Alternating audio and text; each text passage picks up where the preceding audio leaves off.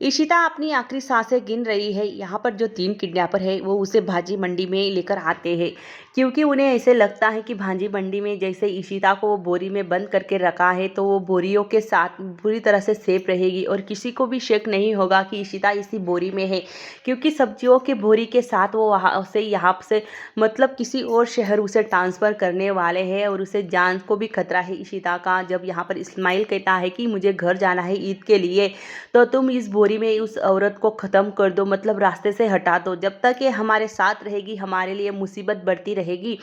यहाँ पर दूसरी ओर रमन फ़ोन पर बात कर रहा होता है इशिता के लिए। वो काफ़ी परेशान और कितने दिन हो चुके हैं, मतलब 3 से 4 दिन हो चुके हैं इशिता को गायब हुए हुए। अभी तक इशिता का कोई पता नहीं, कोई खबर नहीं। वहीं दूसरी तरफ अब यहाँ पर रूही बनने वाली है फिर से रूहान, क्योंकि वो बीमार बच्चों से मिलने के लिए जाने वाली होती है और उसी के साथ रमन भी जाने वाला होता है। रमन की माँ उससे कहती है कि बेटा देख, तुझसे होगा तो तू जा, नहीं तो घर पे ही रह, क्योंकि तू बहुत परेशान लग रहा है और माता रानी की बहुत जल्दी हम पे मेहरबान होगी और वो इशिता को घर भेज देगी। तू इतनी चिंता मत कर। शगुन को भेज देते हैं। रमन कहता है कि नहीं माँ, जब से मेरी बेटी 7 साल से कहीं भी अकेली जा रही है और मेरी वजह से उसने बहुत परेशानियां झेली है, अब मैं मेरी बेटी को अकेला नहीं छोड़ना चाहता। चाहे कितनी भी मुश्किल हो, कितनी भी परेशानियां हो, मैं रूही के साथ हमेशा खड़ा रहूँगा। रूही ये बात को सुनकर काफ़ी खुश हो जाती है और कहती है कि ऐसी कोई बात नहीं है पापा, हम गलती मतलब किसी की भी नहीं है। अब वो रूही का स्वभाव थोड़ा थोड़ा बदलने लगा है, मतलब अपने परिवार के प्रति। यहाँ पर अ, रमन पूरी कोशिश कर रहा है इशिता को ढूंढने की। तभी वो दोनों किडनैपर होते हैं, वो इशिता को लेकर आते हैं और वो सोचते हैं कि ये बोरी को हम सड़क पर फेंक देंगे तो ट्रक के आगे वो कुचल जाएगी और उसका काम खत्म हो जाएगा। जब वो दोनों किडनैपर देखते हैं कि इस बोरी में तो वो औरत ही नहीं है, अब बॉस को पता चलेगा तो हमारी खैर नहीं है। इस बोरी में तो आलू और प्याज ही भरे हुए हैं, मतलब ये आलू और प्याज जिसने भी मंगाए थे इसके साथ वो बोरी अदला बदला होकर उनके घर गई होगी। हमें पता करना चाहिए कि वो बोरी किसके घर गई है। उस बोरी पर नाम लिखा होता है कि ये बोरी किसके घर गई है और ये आलू और प्याज की बोरी किसके घर की है। तभी इशिता यहाँ पर जो वो परिवार जो होता है वो इस्माइल का ही परिवार होता है, उन्होंने उसी के घर पर इशिता की जो बोरी होती है वो अदला बदली वहीं पर ही हो जाती है। इशिता की आवाज़ सुनकर यहाँ पर वो परिवार देखते हैं, जो लोग होते हैं उस परिवार में वो देखते हैं कि यहाँ पर तो कोई है। यहाँ पर इस्लाम की पत्नी शकीना वो देखती है और उसके अम्मा अब्बू को, वो सास ससुर को बुलाती है और कहती है कि देखो ये औरत कौन है यहाँ पर। वो सारे लोग वहाँ से इशिता को निकालते हैं और बाहर लेकर जाते हैं। इशिता काफ़ी डरी होती है, उनसे बार बार कहती है कि मुझे आप मेरे परिवार तक पहुंचा दो, क्योंकि जो किडनैपर है वो मुझे मार डालेंगे और मेरे साथ कुछ भी करेंगे, क्योंकि वो यहीं पर तुम्हारे यहाँ पर भी आ सकते हैं मुझे ढूंढते ढूंढते। जहाँ से मार्केट में से आपके यहाँ पर जो आपने कांदा और प्याज और आलू की बोरियां मंगाई थी, उसे पता है कि किस किस के घर पर ये बोरियां गई है। शायद वो ढूंढते ढूंढते मुझे यहाँ पर भी आ सकते हैं। तुम मेरे परिवार में से मुझे फ़ोन लगाना है, मुझे सिर्फ फ़ोन लगा कर दो। तभी यहाँ पर जो 2 किडनैपर होते हैं वो ढूंढते ढूंढते यहाँ पर आ जाते हैं कि उन्हें पता होता है कि किन किन के घर आलू और प्याज की बोरियां गई है। वो देखते हैं कि तो इस्माइल भाई का घर है और इस्माइल भाई के ही अब्बू है।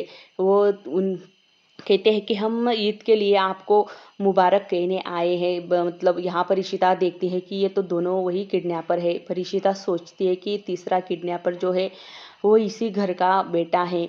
इशिता अपना मुंह चुप रखती है और कहती है कि मैं किसी को भी नहीं बताऊंगी, ना ही सकीना को बताऊंगी कि तुम्हारे ही शोहर ने मुझे किडनैप किया था। वो मेरी बात का यकीन नहीं करेगी और बाहर जाकर सबको बता देंगी। यहाँ पर इशिता सोचती है कि मेरा चुप रहना ही सबके लिए अच्छा होगा और मैं यहाँ से चली जाऊँगी और मुझे कोई पुलिस कंप्लेंट भी नहीं करनी है।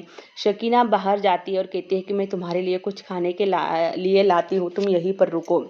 तभी इशिता कहती है कि अब तो ये किडनैपर बाहर ही बैठे हैं, मैं यहाँ से कैसे निकलूंगी।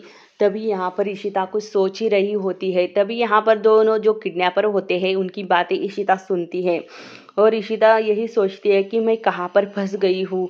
मुझे तो लगा था कि मैं अब मुसीबत से बाहर आ चुकी हूँ, तो यहाँ तो मुसीबत मेरा पीछा छोड़ने का नाम ही नहीं ले रही है।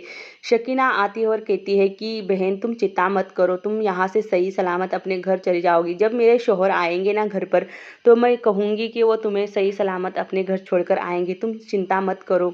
यहाँ पर इशिता कहती है कि ये तुम्हारा बेटा है, इसे क्या हुआ है। शकीना कहती है कि इसे ब्लड कैंसर है और मेरा पति इसके लिए ही मतलब रात दिन मेहनत करते हैं, इसकी बीमारी बहुत बड़ी है, बहुत पैसे लगते हैं, इसी वजह से मेरे शौहर हमेशा ही बाहर रहते हैं, कभी कभार आते हैं घर में, घर बच्चों से मिलने के लिए। हमारा एक ही बेटा है और उससे भी ब्लड कैंसर है।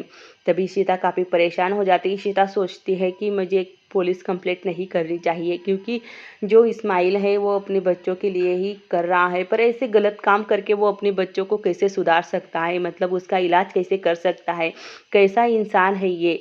पर वो शकीना को और उसके परिवार को बताना नहीं चाहती है। और इसी बच्चे को मिलने के लिए रूहान भी आने वाला होता है, मतलब रूहान बनकर, क्योंकि ये बच्चा जो है वो हाँ बहुत बड़ा फैन है रूहान का। और रूहान के साथ रमन भी आता है, दोनों दोनों आते हैं।